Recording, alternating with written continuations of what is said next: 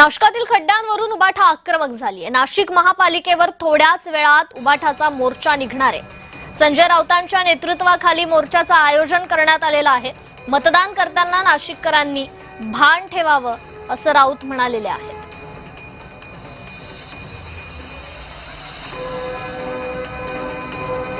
हे जे नाशिकचे आयुक्त आहेत ना, त्यांची ताबडतोब इथून बदली केली पाहिजे। कुणी आणलं त्यांना इथे नाशिकच्या रस्त्यावर फिरवा, मग त्यांना बाहेर काय परिस्थिती आहे, लोक कसे जगतायत तुमच्या शहरातले हे त्यांना कळेल।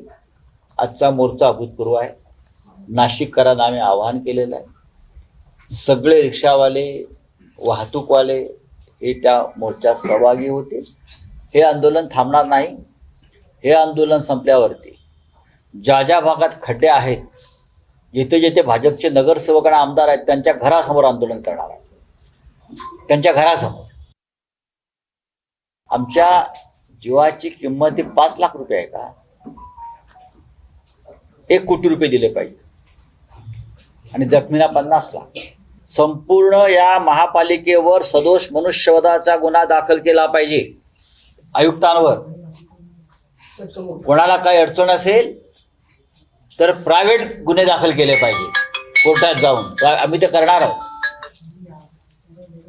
प्रायव्हेट गुन्हे दाखल केले पाहिजे, त्याच्यावरती मर्डरचे गुन्हे दाखल केले पाहिजेत।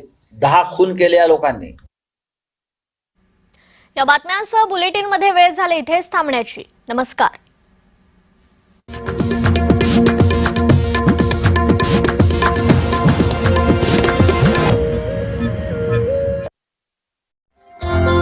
पाहत रहा जय महाराष्ट्र न्यूज।